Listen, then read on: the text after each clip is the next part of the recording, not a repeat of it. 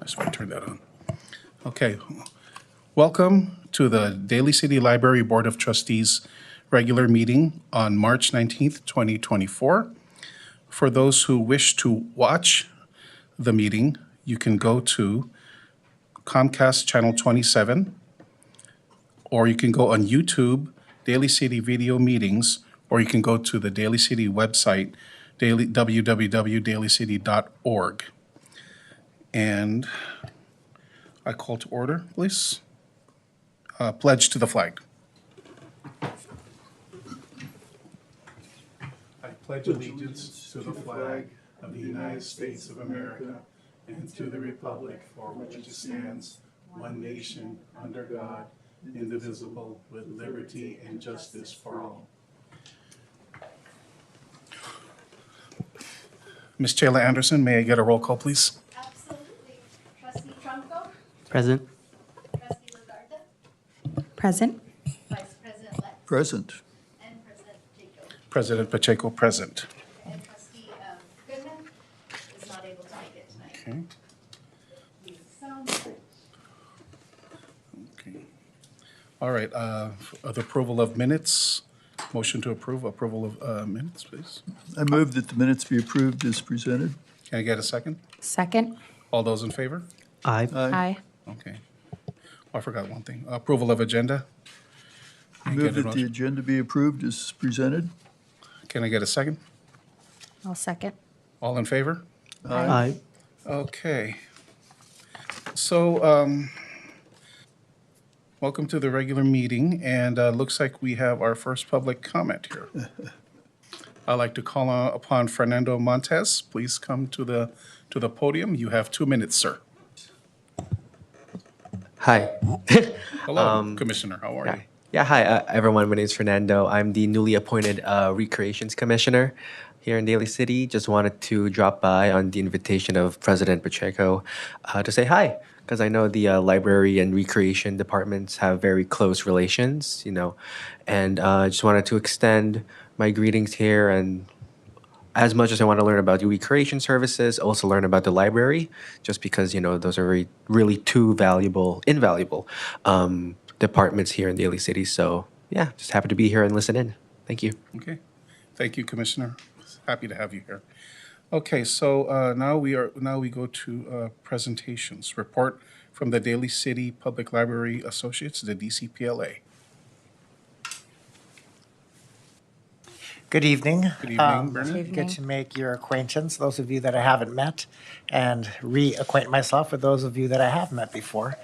My name is Bernie Vidales. I'm the former superintendent of the Jefferson Elementary School District and the current CFO of the Daly City Public Library Associates. And so I'll present the report this month.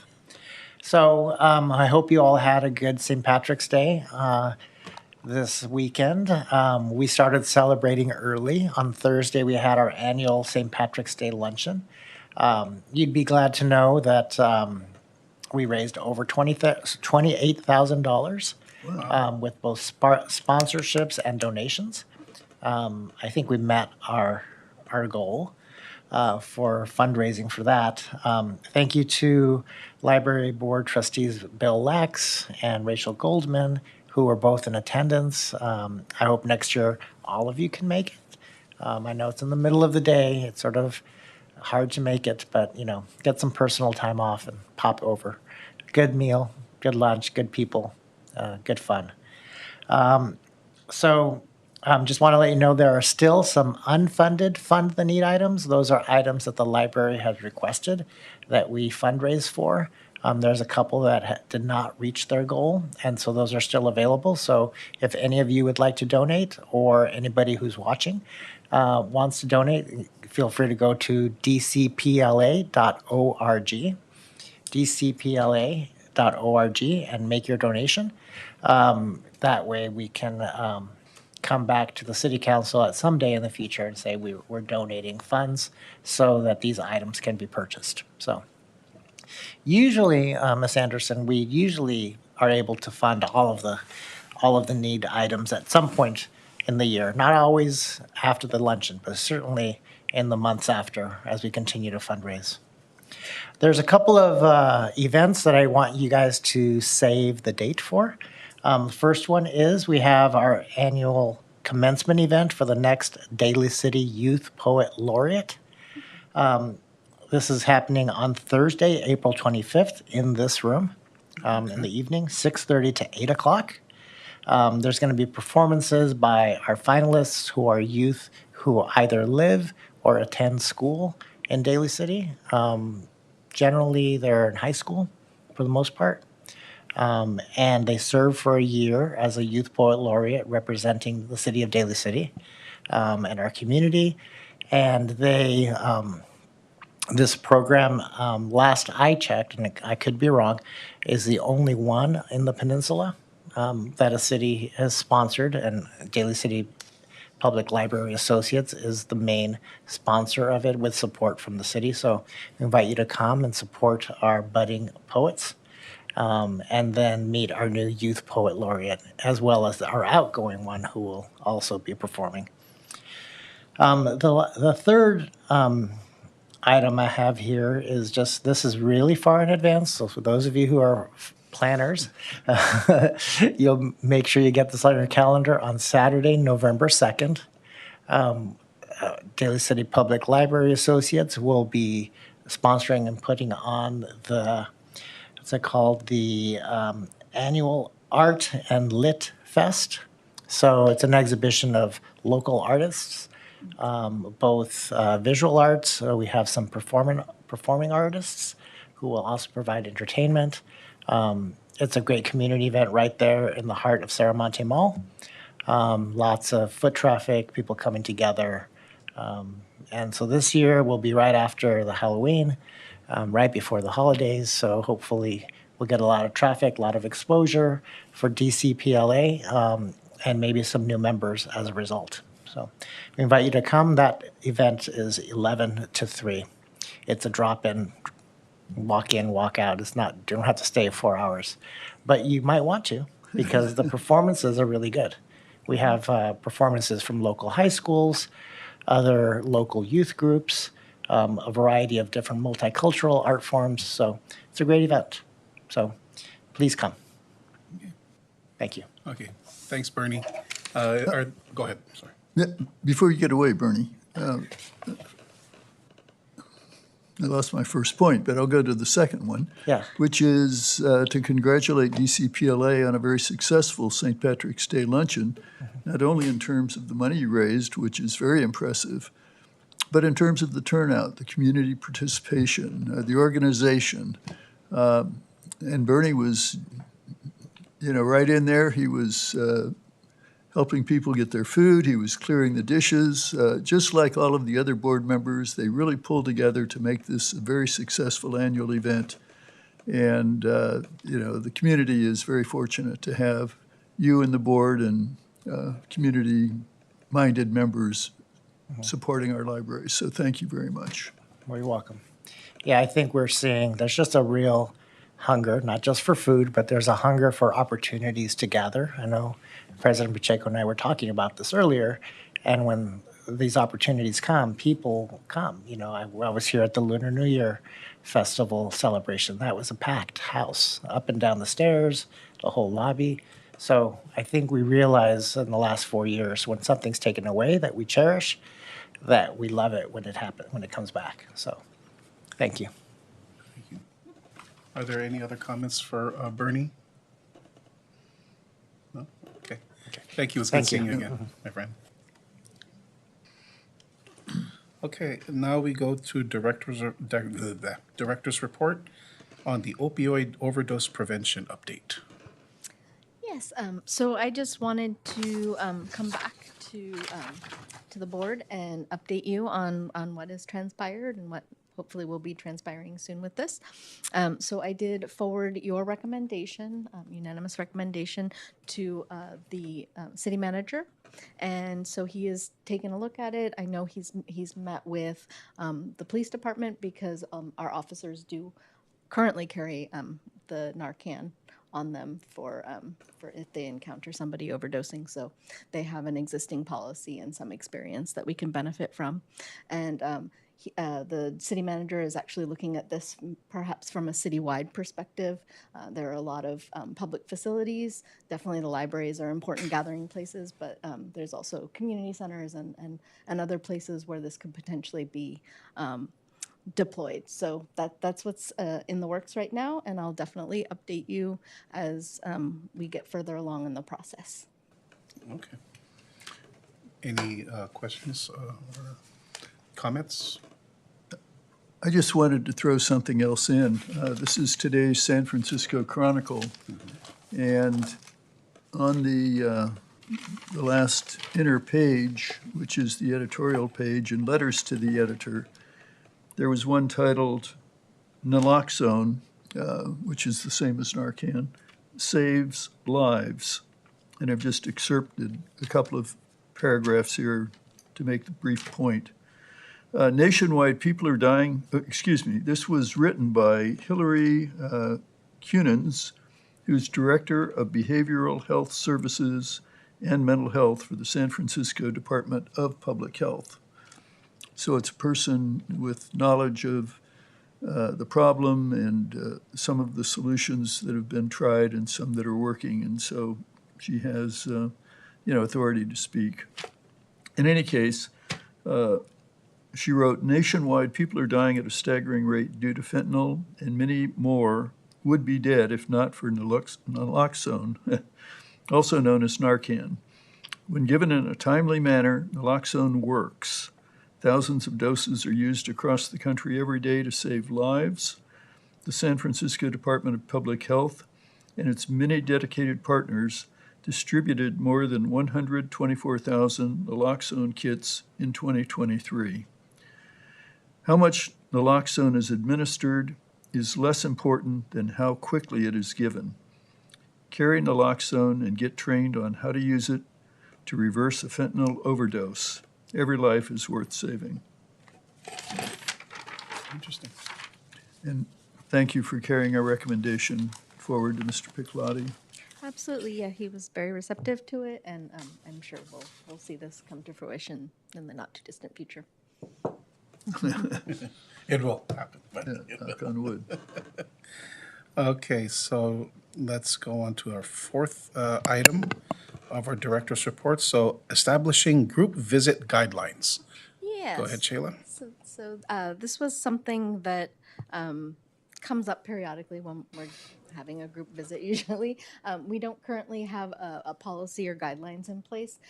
A lot of libraries do. I was not necessarily interested in establishing a policy because I think sometimes that can restrict us in ways we don't need to.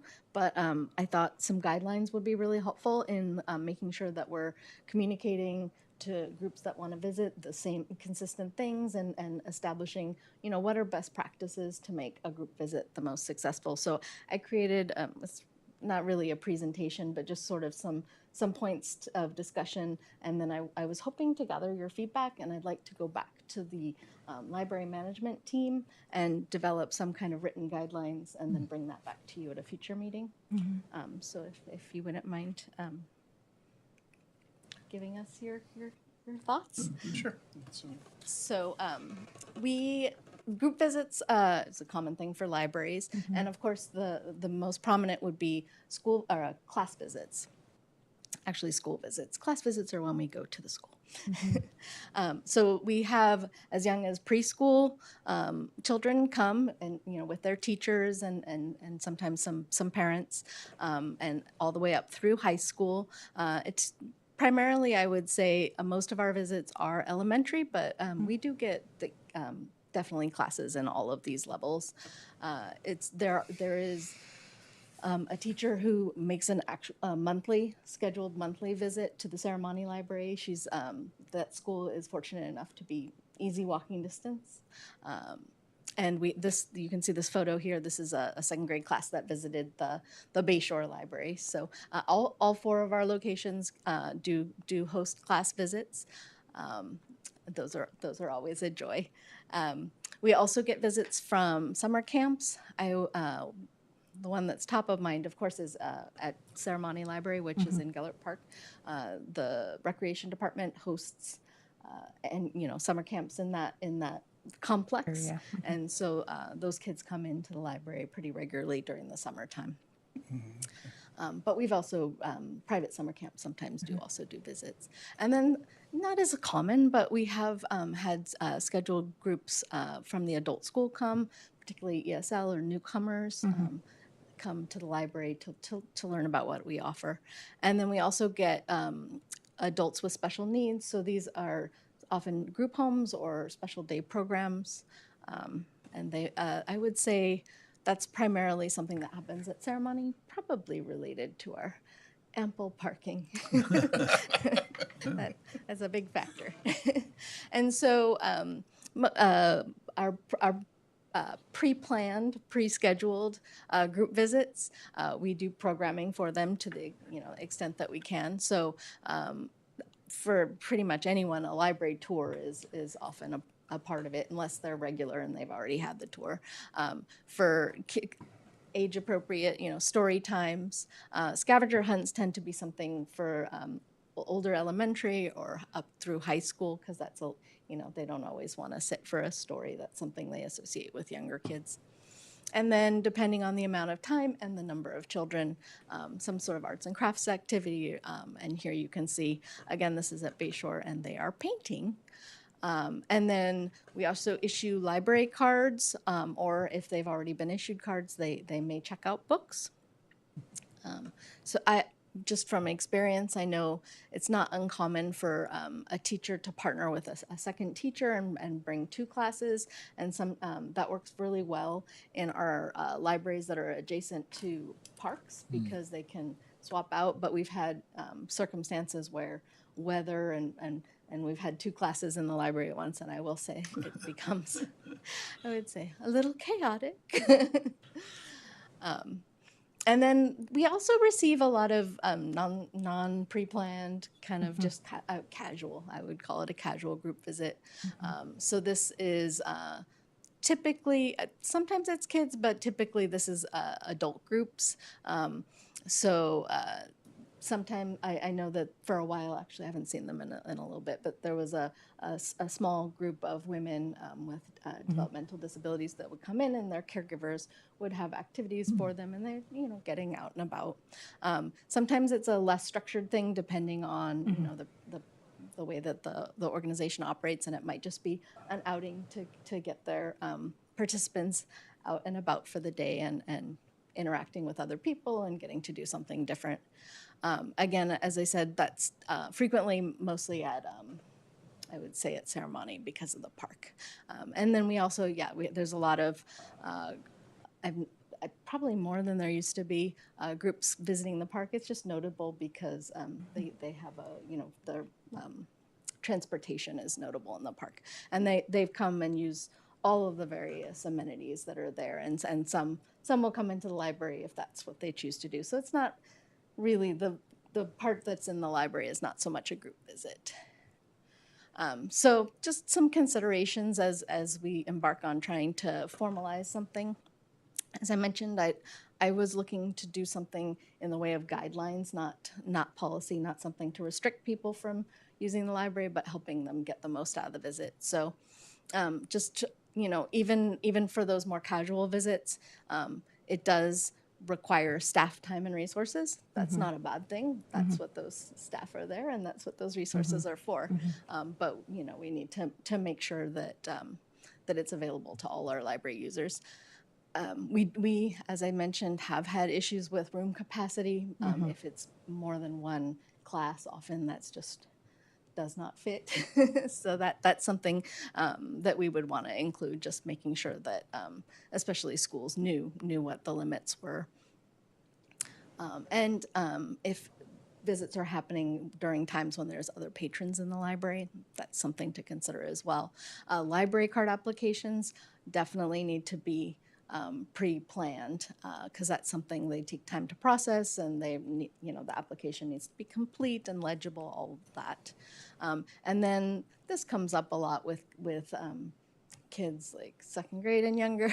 They may have a card, but they didn't bring the card, and we're not able to really look up their record because they're not carrying their driver's license either. So that's something that comes up as well. And then for particularly very young children, or if you have some groups with special needs, I know we had somebody come into the library kind of doing reconnaissance for her group, and she mentioned to the librarian that a member of her group is known for pulling fire alarms. Oh, my gosh. So I was happy that she recognizes that and is taking steps to prevent it. But we do want to make sure that we're, that obviously safety if there's any concerns, but also, not creating havoc.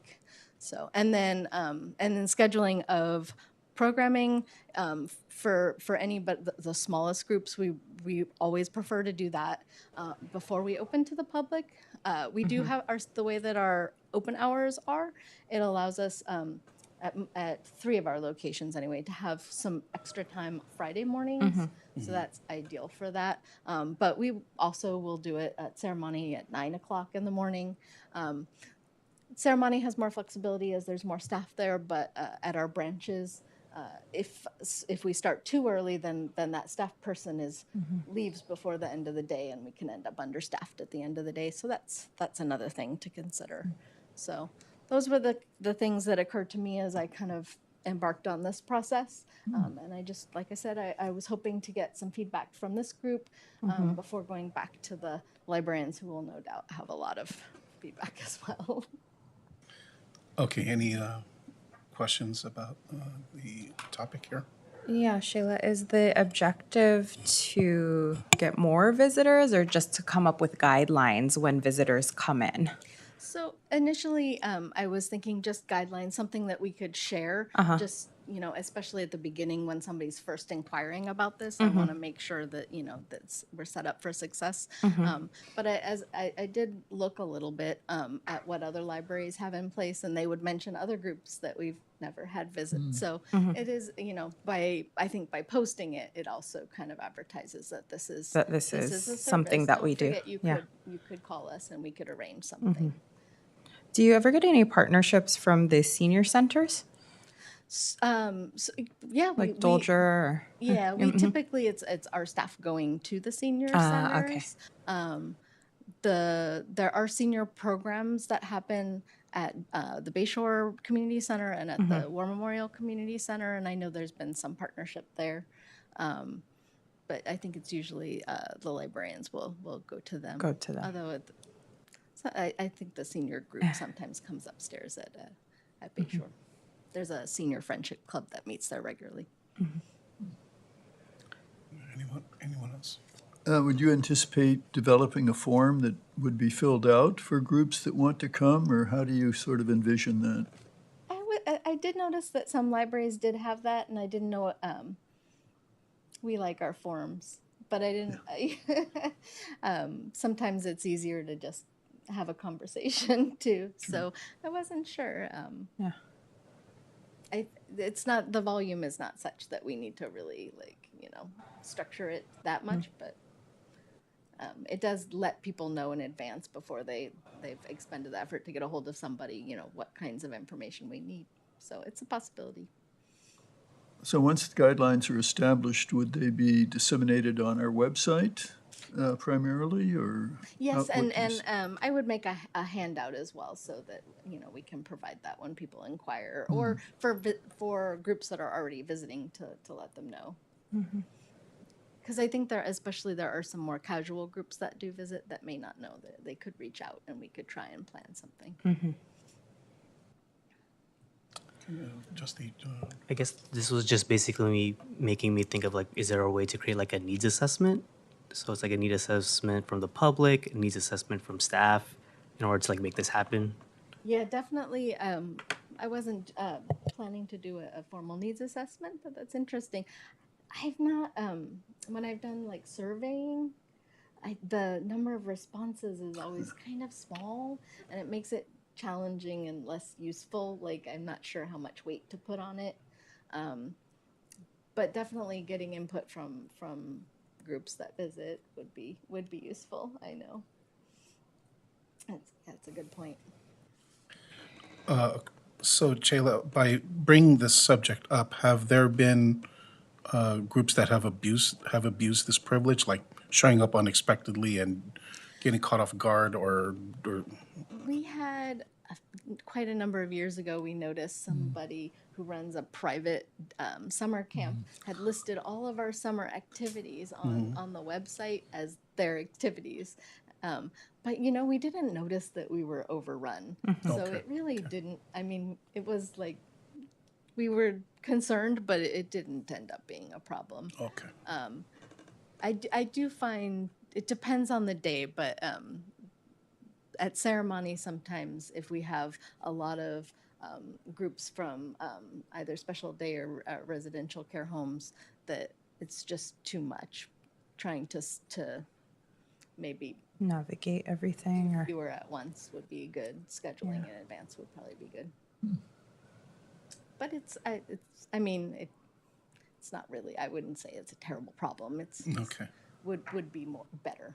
It would be better just establishing that, just to let the public know that, okay, Yeah. here are the guidelines and here's how to approach this, and okay. And also communicating with the other users of the library that everyone is welcome here. Everyone is Right. entitled to use the library. All right. Thank you. Okay, any other comments or questions? Yeah, Shayla, I know you asked for feedback. I would say that your considerations are very considerate, okay, and your wording. But I would hate for I've been to ceremony branch many times, and it does tend to get very busy. So maybe your wording could be something like. As a courtesy to all, there may be, I don't know how we could say it, but basically, it would be a best practice to schedule in advance. That way we could have ample staffing to accommodate the needs of the visit or something like that. Yeah. I don't know when it'll be available, but when the community room is when we get the elevator in place and that project completed, that may also help if people could use that room instead. Yes. Okay, maybe adding that there. You may run into situations where maybe somebody calls out sick or, what have you, and nobody can really show them around or, That has happened. host. And so it'd be great to be very clear in that, maybe saying something like that, like, without an appointment or advance notice, we may or may not be able to accommodate the group or something like that. I mean, obviously they can be there, but in terms of like what we're truly offering as a group visit, yeah. Yeah, that's happened with class visits. Not often because I think Yeah. people will always, they know they have a class visit, Yeah. so they're gonna. Or they come might in, have but- lunch or, they need to take a break. Yeah, and sometimes we're able to adapt, and other times, we just have to reschedule. So having that scheduled and having that contact information is beneficial. Thank you. Okay. So you're going to talk to library staff. Do you have any idea when this might sort of take shape so that you could bring it back and we could take a look and, react? Yeah, hopefully in the next couple of months, I would think. This shouldn't take too long. And all of these, I mean, even our policies, are things that we should be, revisiting. They should be living documents, set in stone and So you're not an originalist? no, definitely not. You work with the public, you have to be flexible. Good idea. Okay, any other comments? No? Okay. All right, let us move on to the trustees' report. And will talk about the library board online presence. So, thank you, Dr. Lex. And actually, Trustee Goodman also provided like a little information about herself, and then also some of her preferences for reading. She's a very avid reader, as you know. So I've posted those. it's kind of casual. You let me know if you'd prefer to see it another way. I think I can pull it up if you'd like to see. I'd love to. Yeah, Okay. let's take a look. Yeah, I'd like to know where to find it, too. Is it hard to find on Sometimes, I found it hard to find. Yeah.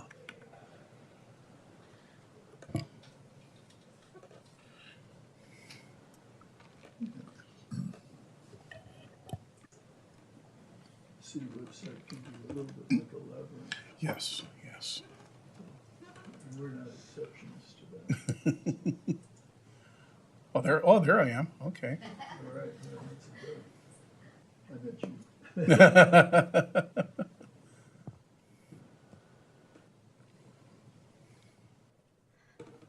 So as you can see, this is the page for the library board, and this is actually I linked to it from the library's portion of the website, but this is actually on the main government site because you are obviously appointed by the city council.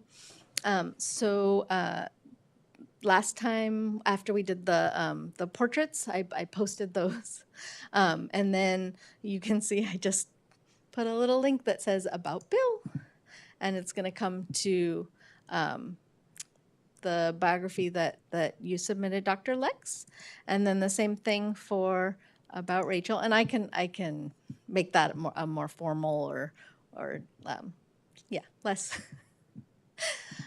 Anyway, I can adjust that however you'd like it. Rachel chose to do hers in first person, which is fine, however you'd like to do it. She also included some links to her profile. She creates a lot of lists in BiblioCommons, so she's sharing that with people who are interested. And then what she's currently reading, we'll have to take some extra care to keep that up to date.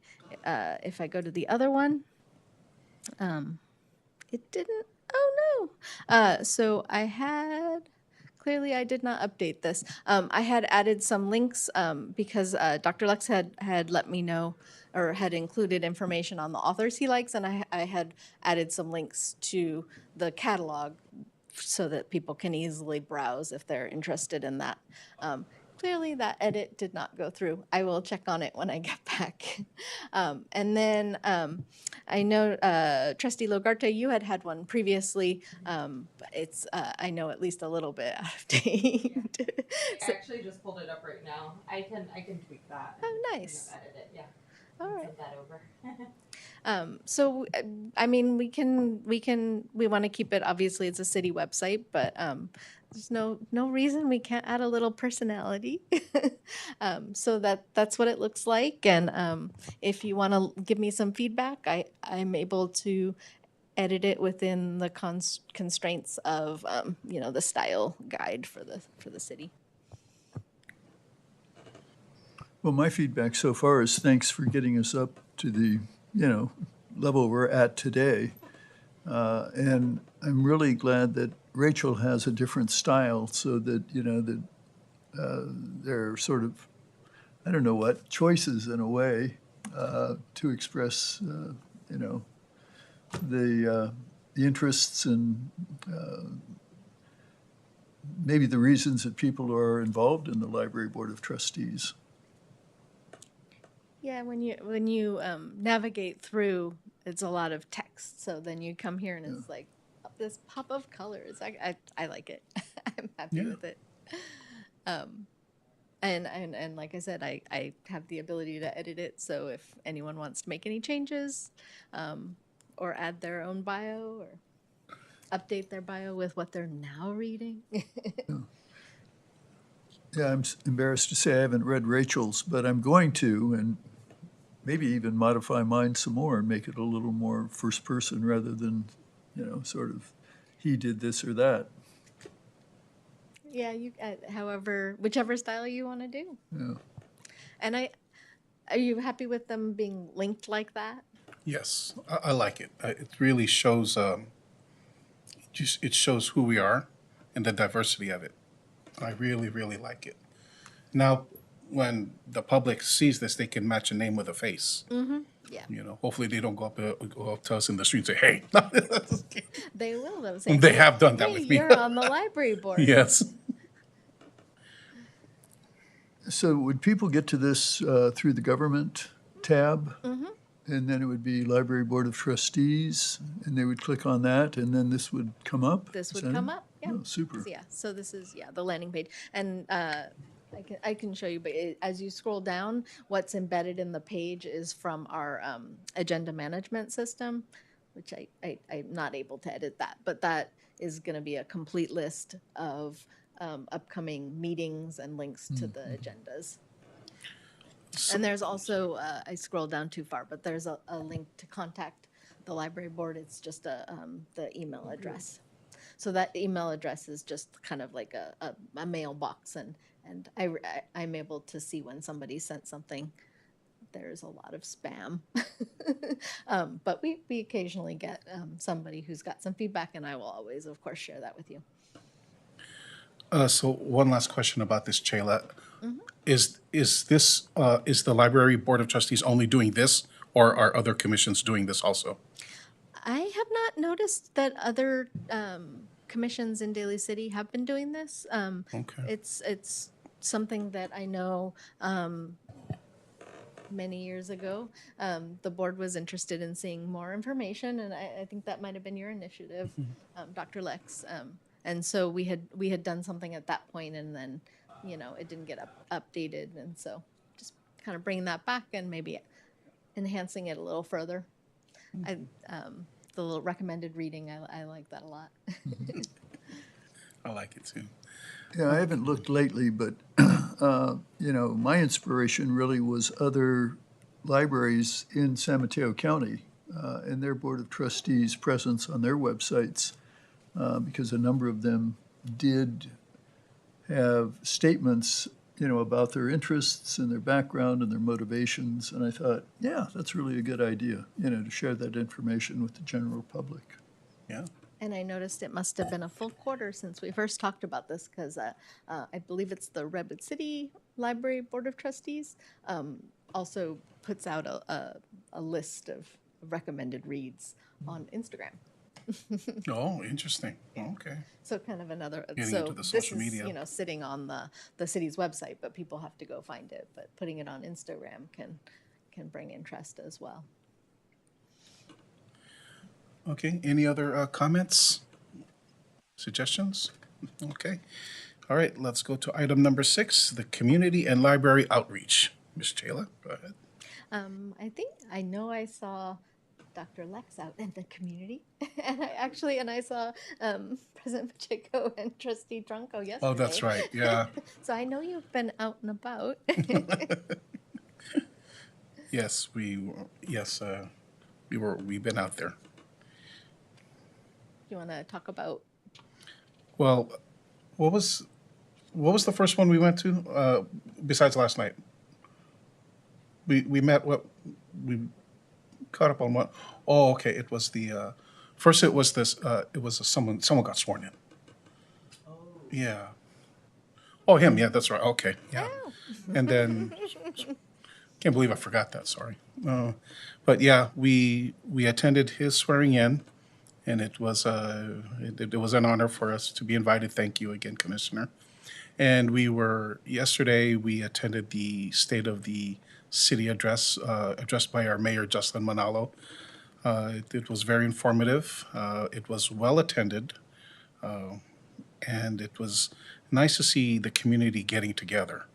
A lot of what was going on that evening was everyone was telling each other, okay, here's our concerns with this department, that department, and, it was just good form of communication with each other. So I really enjoyed it. I really enjoyed these community events where we all get together and, share each other's thoughts and opinions. So, yeah, it was fun. Go ahead, Dudar. I just remember from the State of the City, like I remember seeing during the presentation, they were talking about I guess an update in the Westlake Library, or in a different area in Westlake. In where the Burlington Coat Factory used to be. Yeah. Yes, they've got big plans. It's going to be a large number of housing units, and I believe it's mixed use, so on the bottom would be businesses. Big plans. Oh, I think I think it had to do with like the actual library. Oh, the library. Like I guess like is it going to be a new like Oh. building or? So there has been. This is in the thought stage, initial thought. I think that what the mayor discussed was a possible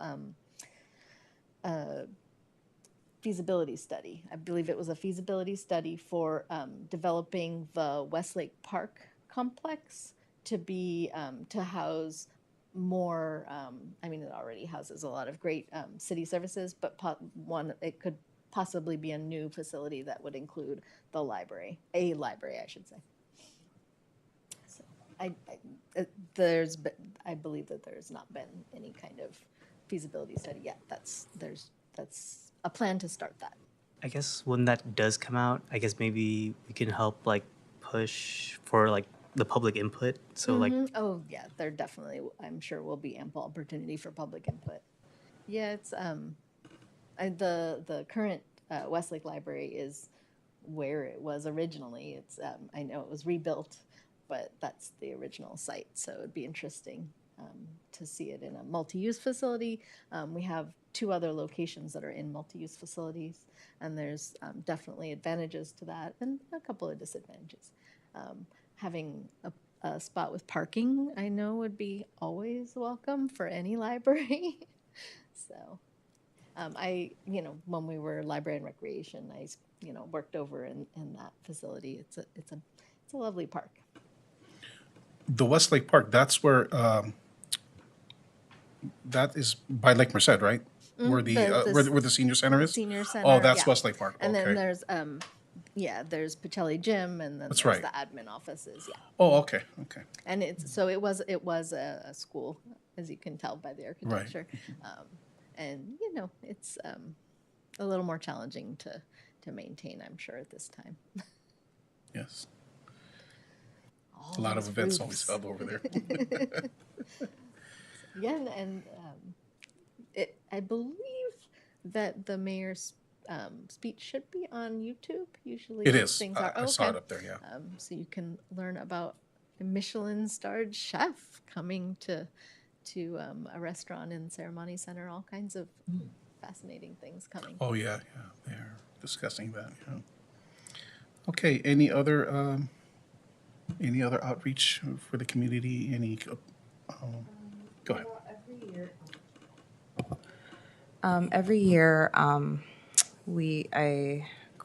for the last 2 years, I've coordinated a back to school drive where Bank of America teammates donate. And in the last few years, I've been really successful in getting the local bowling alleys to support, giving these, folks that donated free bowling for them and their families. So one year I had it at Hometown Bowl, and then Classic Bowl actually reached out to me and said, "Hey, we want to be a part of this."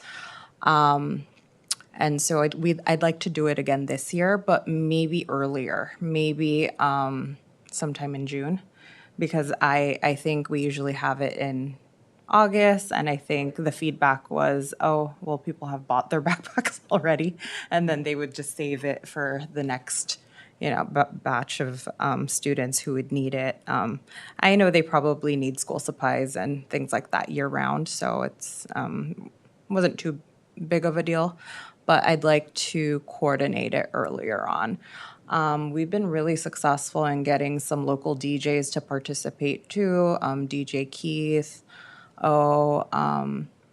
Chewy Gomez was involved, and so I'd like to do it again this year, but earlier. So hopefully I get the support of my trustees. It's a lot of fun. The Bank of America teammates really like it, and it gives good collaboration for the community, and at the same time we help our students. That's a very good idea. I like that. I mean, doing it a lot earlier would be great. So Angela, if you were going to do it sort of in the summer time frame, would you see the libraries being a distribution center, or how would you get how would you make the connection between the backpacks and the families? The library, so in the previous years, I've just connected with Shayla, a few of us, and a few of the teammates that work at the library, just basically bring the backpacks to the library. And then they figure out how they're distributed. I think in the last few years, they've supported the Bayshore School. They've identified that area with the most need. So I think last year we were very successful. I think we got about 200 some odd backpacks to teams. We had, teammates donating up to 5 at a time, and just really enjoying themselves with bowling. So I just think it's a win for everybody. Yeah. Yeah, the partnership with the school was really good, and I know that they were super appreciative. Depending on how it goes, we could also reach out to a second school possibly. Yeah, and so I give it to, the libraries to identify what school might be in need. Of course, I have a student within the school system, so I could give recommendations as well. But I think Bayshore is a good place to donate and continue to donate. But we can also divvy it up and give it to maybe another school too. Well, the libraries have so many good programs during the summer, and, so many people are brought in. I was thinking that might be a connection, but yeah, you reminded me that the focus is more on, well, it's more targeted rather than just sort of who wants a backpack for school. Yeah, it definitely worked better working Yeah, with I'm the sure. schools because they're able to identify the kids in need. Right. Yeah, yeah. I do think maybe even the supplies could be kept within the library, because I know that we go through a ton of after school programs and just people coming in, even just like coloring and enjoying themselves. And we could even partner with Park and Rec too. Yeah, that's a good idea. That's a good idea.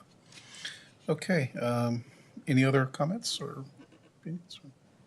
No? Okay, let us move on to announcements and communications. Go ahead, Jalen. So these are in the future,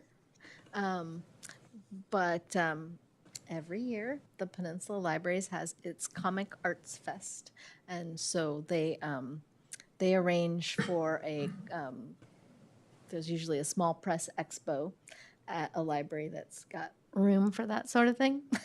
So that's never in Daly City.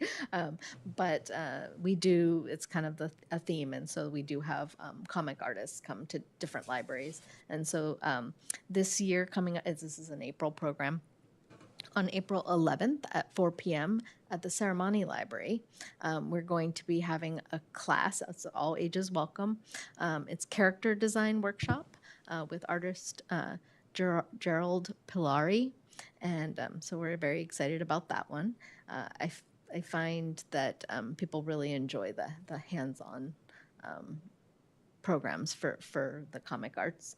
And then on April 16th at 4 p.m. at the John Daly Library, we have the author of Out of Left Field. So that's exciting. He's going to talk about his process of writing. What inspired it is from his experience in school, kind of a unique experience. So that's going to be interesting. And then again, this is far future. May 2nd, we have another author event, and this is from the author of Mike and Me. This came through a recommendation from a member of DCPLA who really was moved by this book. It's a couple's guide to managing Alzheimer's at home. And it's not for everybody, but who it's for, I think, could really benefit from this. So we're trying to really get the word out about this one. She's not local. She's in up in Washington, but so it's going to be a Zoom event. We've partnered with one of the senior groups so that they can enjoy it in person. We're going to Zoom in person, but the author has been generous enough to say that we can keep a recording and make that recording available. So people who can't come on May 2nd, 11 to noon, can still benefit from it. And then we also, of course, have purchased copies of the book to be available to check out. So we're hoping that that people who could benefit from this learn about this so that they can attend. So those are what we got upcoming in the way of author events. Any other comments from my fellow trustees? I guess the comment I was gonna ask, like, is it possible to get this and just like other events in general, like calendarized for us? Yeah, so if you go to the city's website, Yeah. I should have turned that off. If you go to the library section, on the front, you'll see a button for our events calendar. Hopefully these made it on already, but if not, they will shortly. And you'll see all of our events. A lot of it is recurring things. We have a lot of weekly programming, but you'll see all of our special events as well. Thank you. And then we also, because not everyone goes to the website, we also have a monthly flyer that kind of has all of our stuff that's upcoming. You'll see that posted at each of the libraries. Staff are working on that as we speak. Okay, anything else? Okay, so let us move on to the next item. Agenda for building for the next meeting. Well, Go ahead, I Jim. hope to have some kind of an update on the opioid overdose prevention, Okay. but again, we want to make sure we do it correctly, have the policies in place, so it may take a little while, but I'll check back in. Yeah, an update would be great, regardless of how much progress has been made. One other thing, speaking of updates, that I'd like to add is facilities. I was prompted by your mentioning of the elevator. I'm just curious where we are in the, evolution of the elevator at Ceremony. And then also, things like the roof at Westlake or any other facility issues, that might affect the libraries.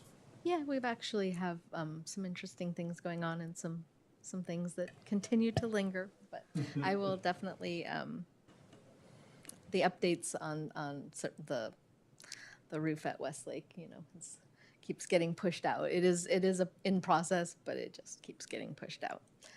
But yeah, there's the process for the elevator, elevator, HVAC, roof, and lighting. So it's a major project. It's hopefully getting very close to going out to bid. So I'll definitely be happy to hopefully bring back good updates for that one. And we also have, not as exciting, but a generator project at the Bayshore Library. Oh, okay. Yeah. Well, it doesn't have to even be a full-blown presentation as much as just, the elevator is in progress and, we're thinking that we're going to break walls starting on XYZ, that kind of thing. It's been hopefully invisible to the public, but the staff have been tasked with moving everything out of the affected area in the downstairs, and actually we're going to need to do that upstairs. It's an enormous undertaking. It's going to be an interesting project, and I do unfortunately believe that it's going to affect our summer programming, that we're probably realistically not going to be able to do programming in that facility this summer. But when we come back, we'll have better facilities to do them in. So, and we'll definitely, of course, be doing programming in all of our other facilities. Yeah. Well, when it's functional, we'll have to invite Joseph Curran back to cut the ribbon. Absolutely. I wonder if he knows. Okay, any other comments or any other recommendations? Nothing, Angie? You okay? Theodore?